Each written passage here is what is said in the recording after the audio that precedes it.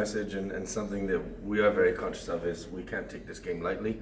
We can't look at the table. We've never done that, to be honest. We've always respected every team within them being in terms of being the next opponent. It doesn't matter where you stand in the table, in my opinion. I think even in the last weeks that's evident when you look at results that come up. If I'm not mistaken, even they beat Highlanders recently or fairly recently at home.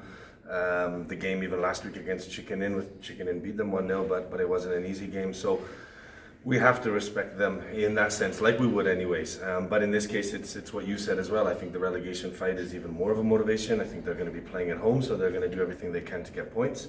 And for us, although maybe we want to look at what we've done previously in these last weeks in terms of being positive, I've always said, what happens in the game beforehand means nothing in the next one. So we're going to have to play probably even better than we have up until now. We're going to have to take this game very seriously and be conscious of the difficulties that we'll encounter. But I do believe, if we do so, if we've got that ability to implement our game, probably a little bit more patience at times that we will need to have. But if we can do that, then we can aspire to have something positive come out of the game as well. In the first, honestly, I don't see it. Obviously, it's getting very hot again, so it makes games a little bit more difficult. But it's something that I've actually assessed and analyzed looking at these last games. And to be totally honest, looking at, Kariba with the Cup, with the two games with the Cup and League, but especially the game against Rhinos at home, the game against Highlanders in Barberfields, and now the game against Monique as well.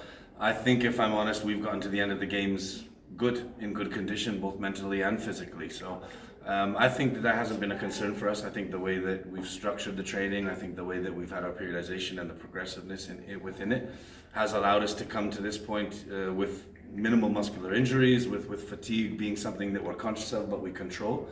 So in that sense, I'm not afraid of it. I think it's just an ongoing process for us. Players have been unbelievable. That's been, for me, my greatest sense of pride, if you like, for me possibly my greatest accomplishment in terms of what I'm happy with looking back or reflecting on this year. It'll be a year on Tuesday that I arrived here for the first time. So for me, the group, the players have been astonishing. I've always said as well that they're the ones that deserve the recognition in terms of how we play, in terms of the quality that we have. It's them individually that make that collective come out.